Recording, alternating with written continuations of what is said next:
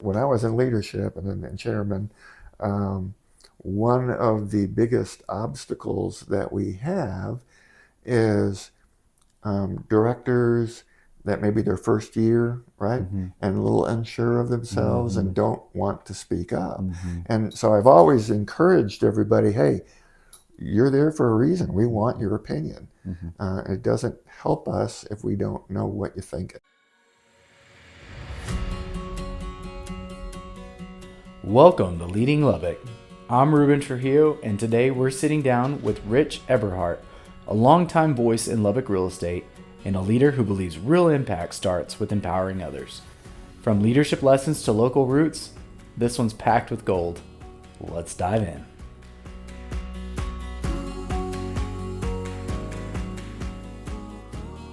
Welcome back to Leading Lubbock. Today I've got the privilege of sitting down with somebody that I've gotten to admire from a distance, and that's Rich Eberhardt. Rich, thank you so much for coming on and being with me here today. Well, I appreciate you having me. Yep. Thanks for Well, letting me be here and having a nice conversation with you. absolutely. Got to hear so many good things about you, and you being one of those figures here in real estate that those of us that have not been in the business as long, get to look at what you've done historically here in the Lubbock real estate and the impact that you've had on it. So, thank you for giving us big shoes to fill. That's really Well, neat. I appreciate that.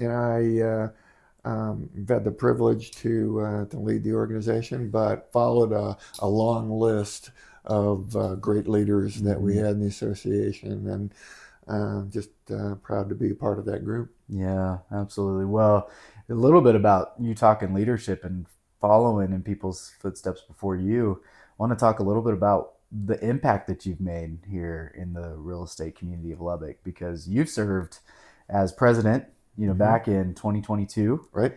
And of course, leading up to that, you were secretary, treasurer, vice president. And so many years of service in that regard.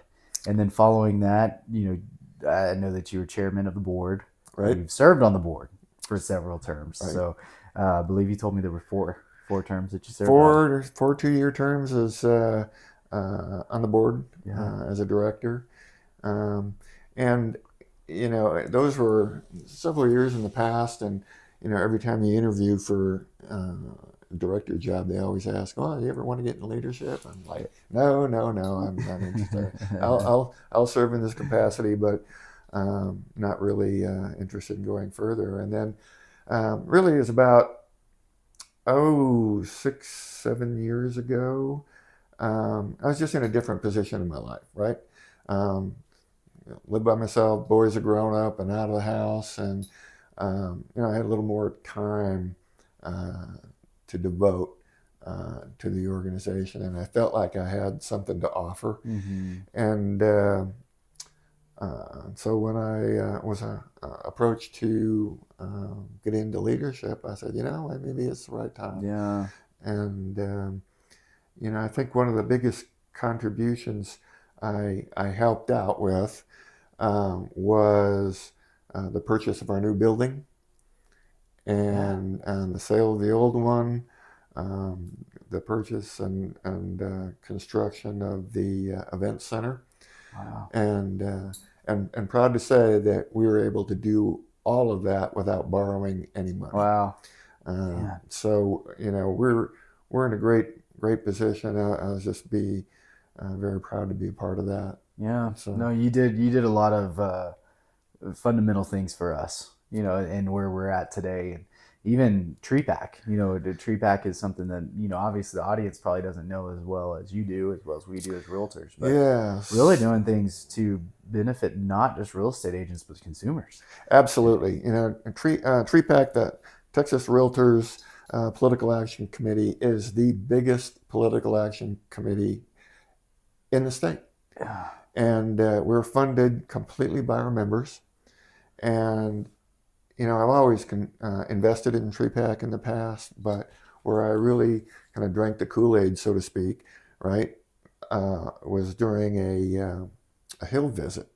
Every year we have a Realtor Day at the Capitol, or every Mm-hmm. year we every other year, I'm sorry, when they're in session, and 3,000 realtors show up in Austin that day, and you get to hear from our elected officials, and the influence that the realtors have there is pretty impressive. Mm, And TreePack does so much, not just for the realtor profession, in terms of keeping our commissions from being taxed and that kind of thing. But the biggest part of that is advocacy to our customers and clients, hmm right?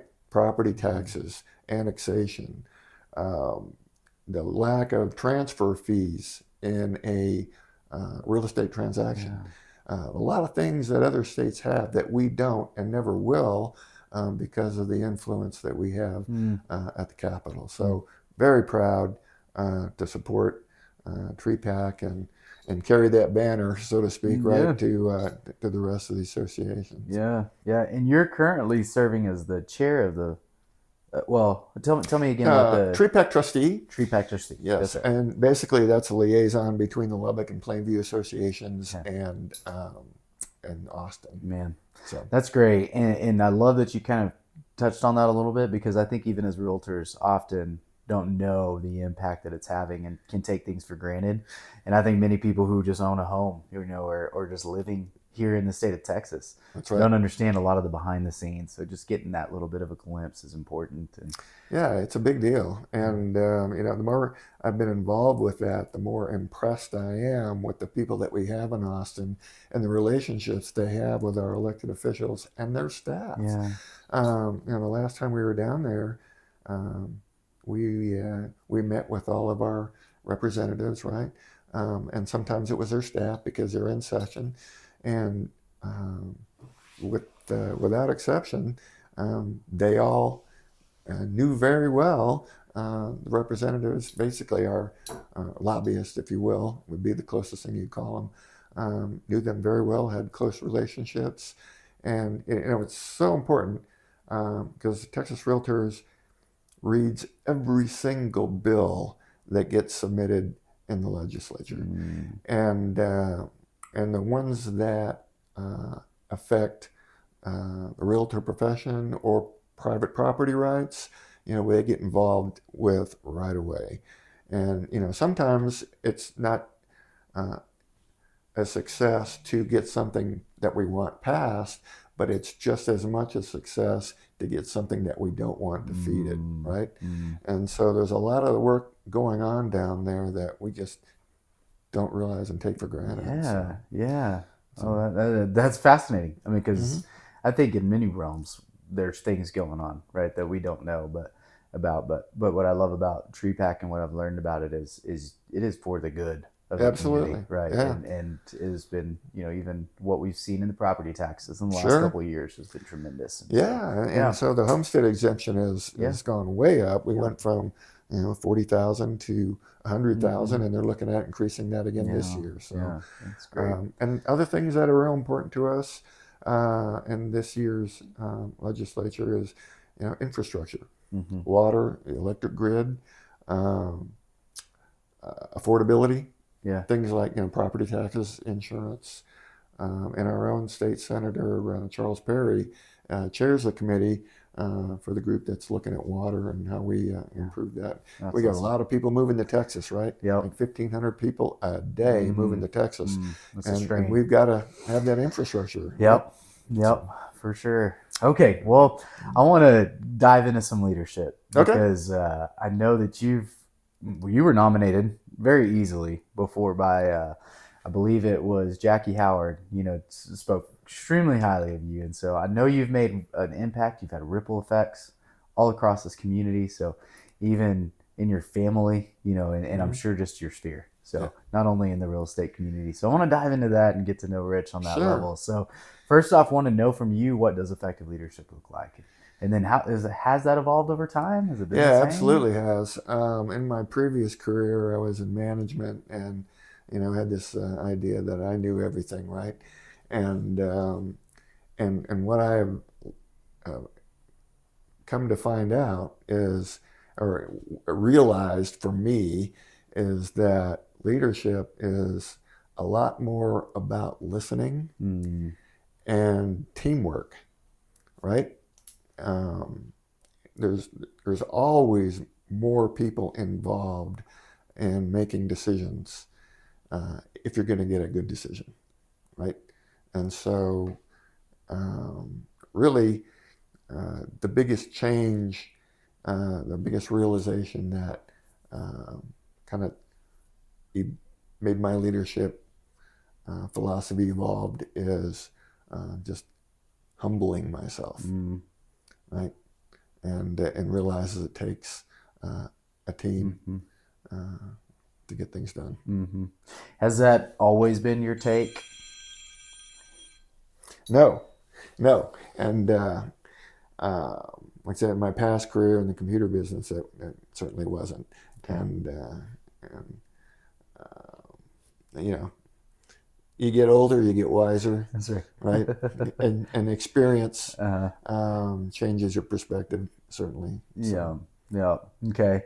And then, I mean, going back to this idea of listening, you're talking about a team of people around you, but then also the ability to listen and not, my assumption is just not speak, right? Always. Yeah. So, I mean, there's got to be something to that, because you talk humility, and you're saying, okay, I feel like maybe I have all the right answers, but I should hear out some other people first. Everybody has an opinion, right? Uh-huh.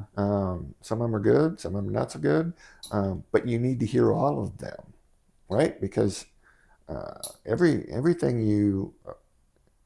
problem you face is a learning experience, and you've not experienced every single problem in your life, and to draw on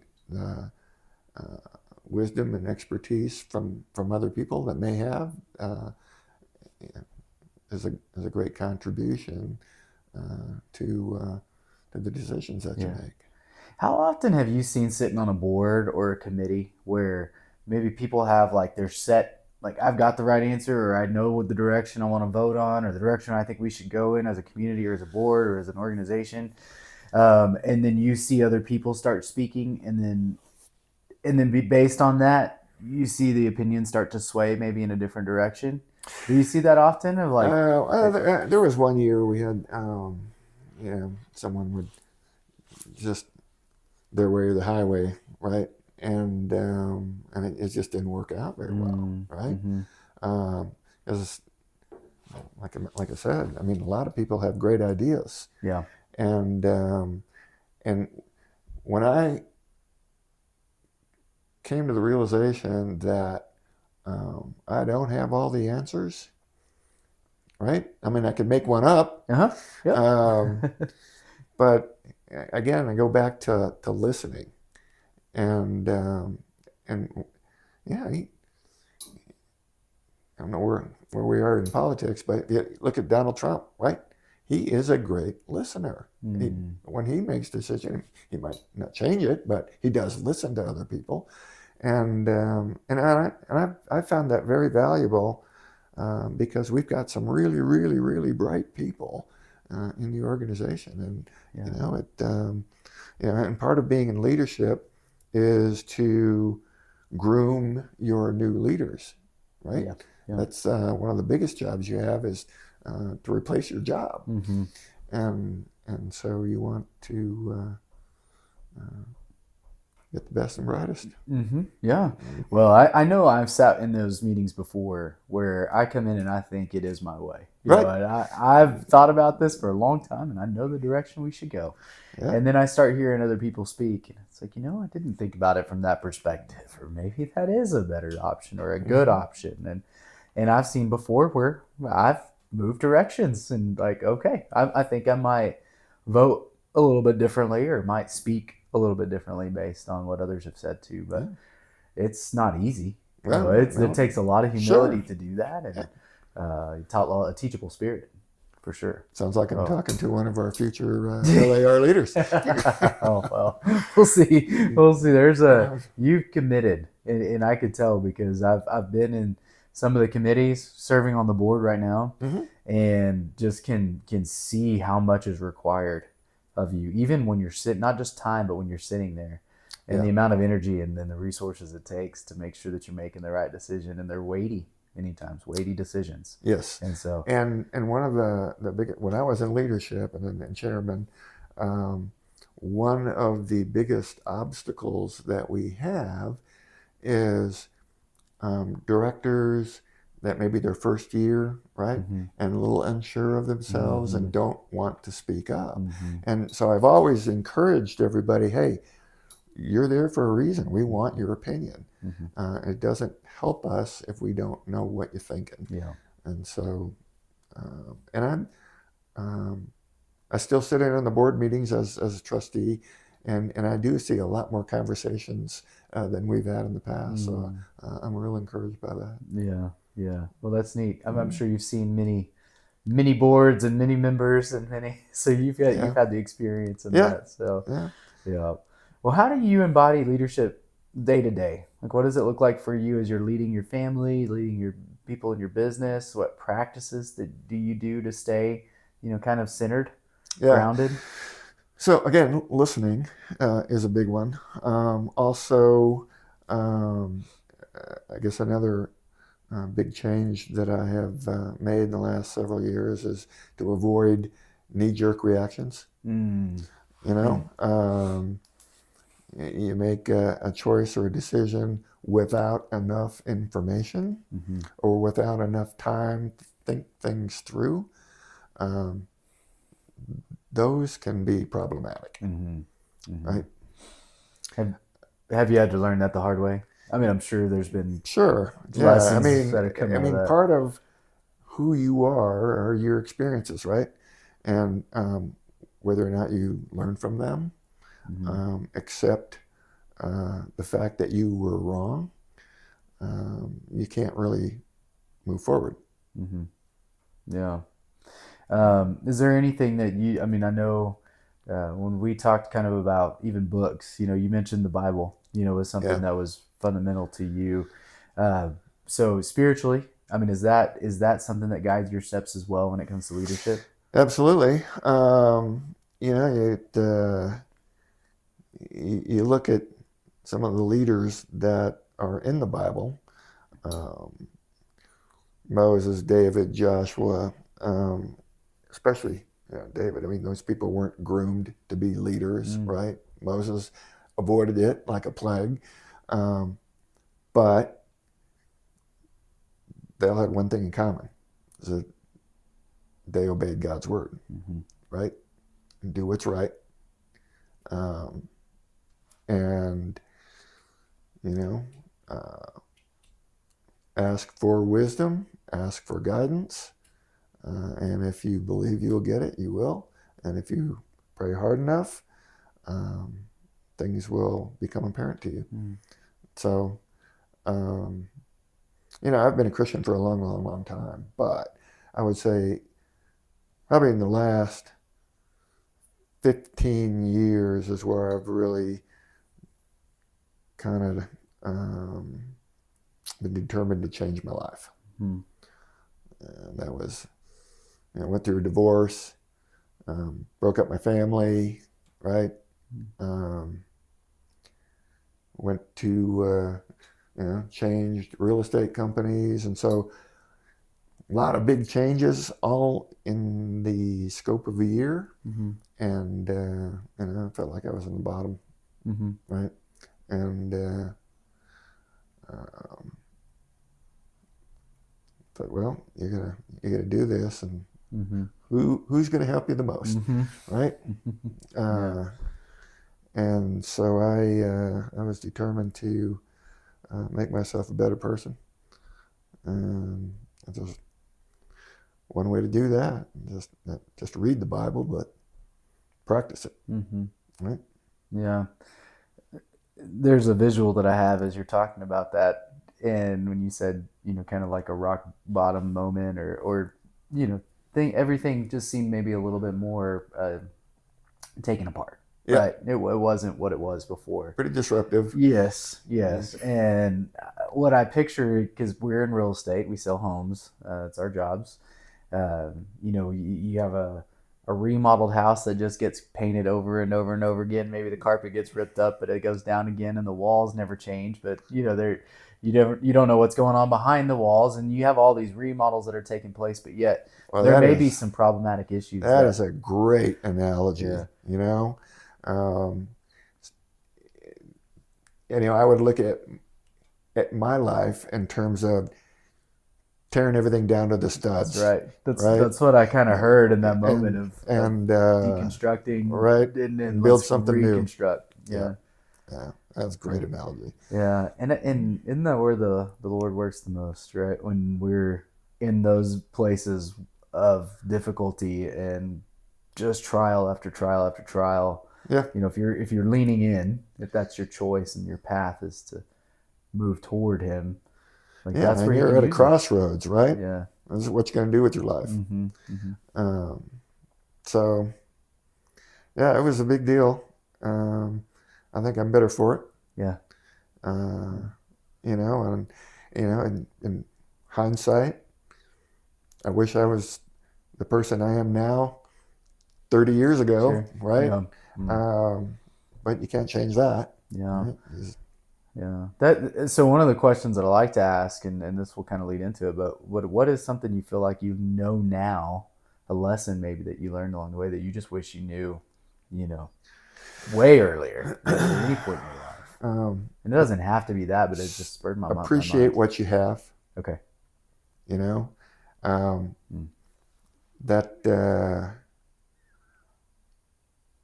there's, and I realized even though I felt like I was on the bottom, I was in a whole lot better shape than a lot of people, mm-hmm. right?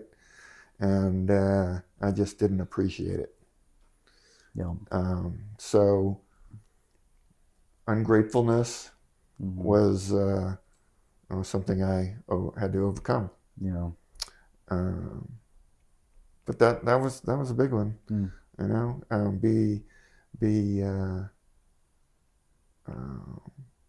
What's the word I'm looking for? Okay, with what you have, and not wishing you win the lottery tomorrow. Yeah. I always think about what I do if I get the money, but I've never bought a lotto ticket, so you're so far from knowing what could happen. Yeah. Have you landed on something? I'm sorry? Have you landed on something that you would do if you did win the lottery, if you actually bought that ticket and you happened to win it? Oh, absolutely. I'd buy a ranch in Colorado with a trout stream on it. And see you later, Rich. Yeah, it will change my life. I will quit my job.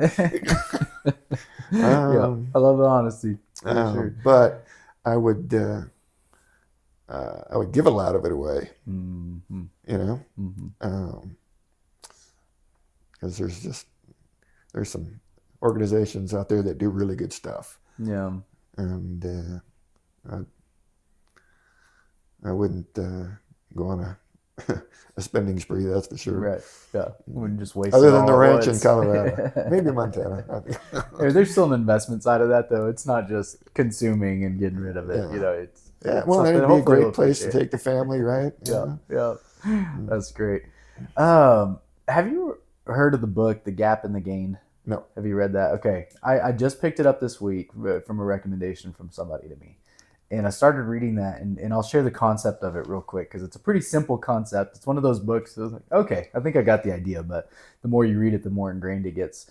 But you've got this reality of where you are on your path or your journey, and then you got an ideal of where you want to head or what you want to be like, and then you've got where you started from. Okay, so you've got your start point, your ideal, and then you're somewhere in the middle on that journey. Yeah. Okay, so what we have a tendency to do is to compare where we're at in relation to the gap, right? And where are we from our mark that we wanted to be at? And that's the gauge of how we're doing in life. And that could be comparison to another person or comparison to how much money I wish I would have right now, but I don't. The relationship that I want, but I don't.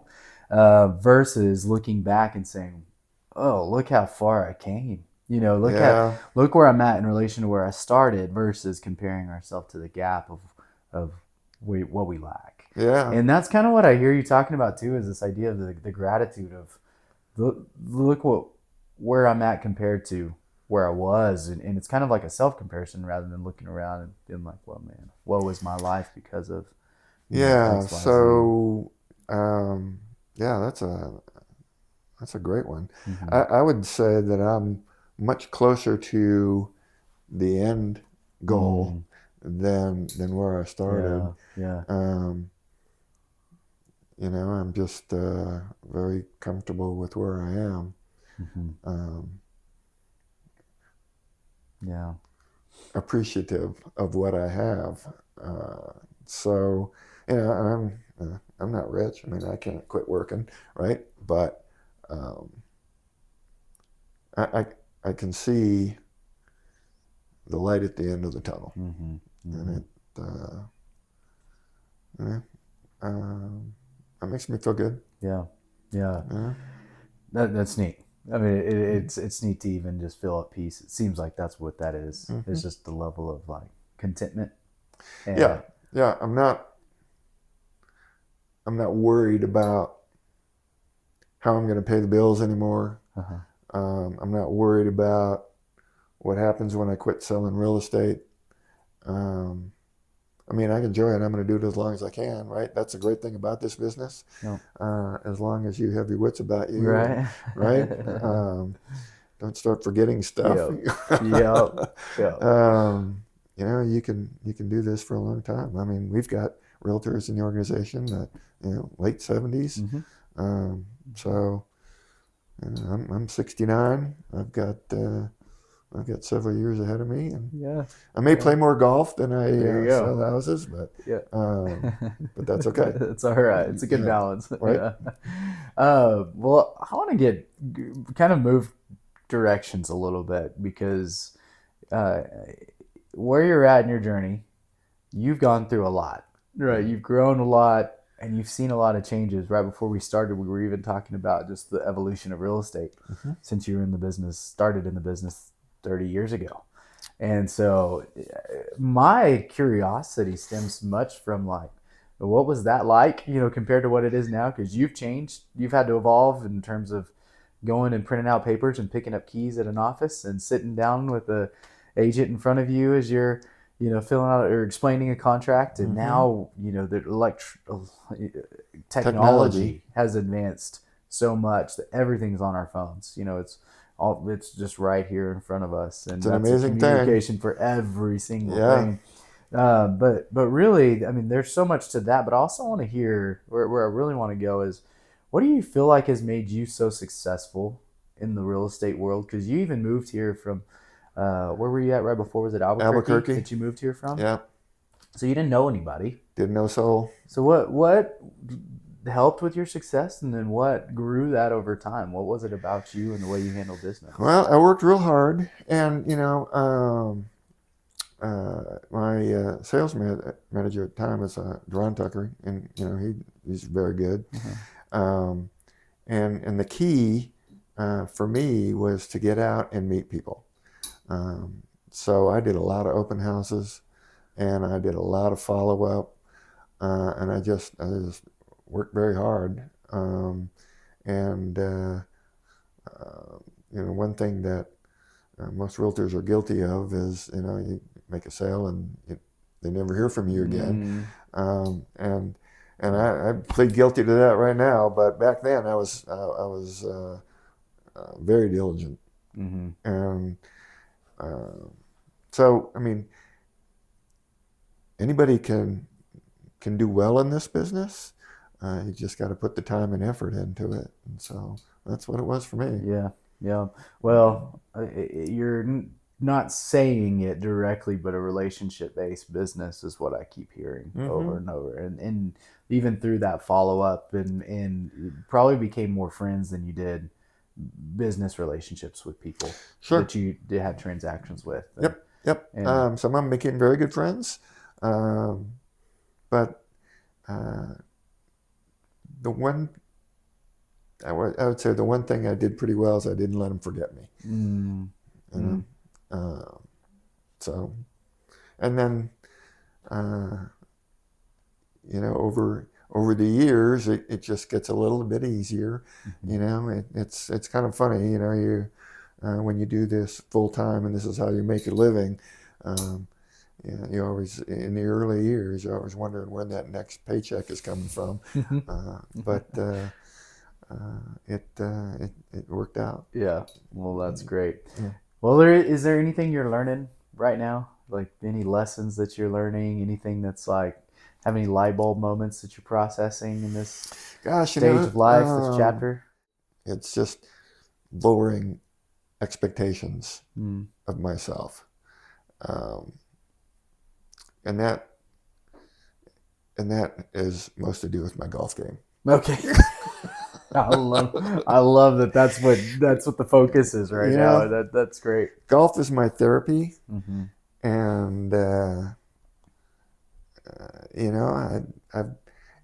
I used to be a lot better at it than I am now, and my expectations were very high, and it would cause a lot of stress, Mm. right? And so, when your expectations are very high and you don't produce the way you used to, it causes a lot of stress. Mm-hmm. Yeah. So, I would say that was probably the one thing that I've gone through recently. Yeah. So maybe just a letting go. Yeah. Yeah. The pressure. You're gonna be okay. Yeah. Just have fun. Yeah. Yeah. Well, that's great. I wish I was decent enough to be able to get on a golf course to say, loosen up, Ruben, but I'm not even that good to put a golf club in my hand. So well, I need You need to come out for a tree pack golf tournament. I did. I played last year. Good. And I'm ready to do it again. Good, So good. That was a fun one. I enjoyed it. June 23rd. Yep. And the course looks amazing right now. So. Okay. That's awesome. Yeah, we've gotten the rain for it. Yep. So that's good. All right. Well, any book you're reading right now, or any books that have made an impact on you? Yeah, just Bible is the one I read regularly. I mean, all the reading I do basically is online, just keeping up with the news, Yeah. keeping up with real estate. So that's pretty much about it. Awesome. And then finally, I love to end with one question, and it's my favorite one because it kind of sums everything up. But if you could define leadership into one single sentence, what would that be? And it could be a word, it could be a sentence, but if you could just boil it down. Don't think you have all the answers, and rely on your team. Okay. All right. Yeah, this idea of teamwork. You started with that. Yeah. And then you circle back around to it. Don't be there to take credit. Mm-hmm. Mm-hmm. So it's okay to see big results. It's okay to make big advancements, and it's okay for you not to be the one Love out. to be a part of it. Yeah. Love to be a part of it. Yeah. But give credit to the team. Yeah, I love that.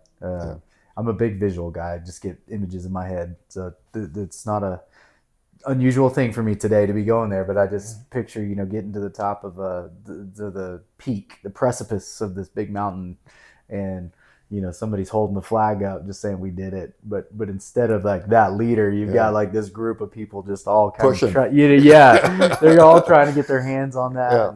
And man, that's just fantastic. And I could tell again, just being around you in some of the board meetings, just the way that you're respected, but also the way that you look to others. I mean, it's evident, not even knowing you really closely, but being able to watch you from a distance. So I could tell there's a lot of experience behind you, and I could tell that there's a lot of things that you learned along the way from those experiences. So kudos to you to not only live them, but learn from them. Yeah, for well, all the things that the challenges and the major successes, the wins, the failures, all of it in between. Yeah. So. We all wish we could do it over again. Right. Some things we might change up a little bit. Yeah. But no, I think you've made the best of it, and I love that.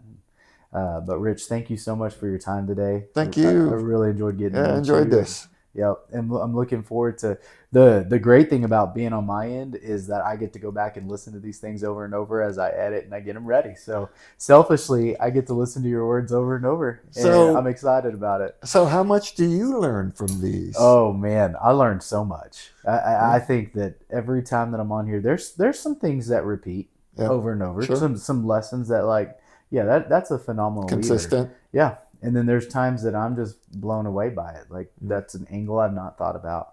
And usually there's something that stands out in each one of them. And then they speak to me in the season of life I'm going through.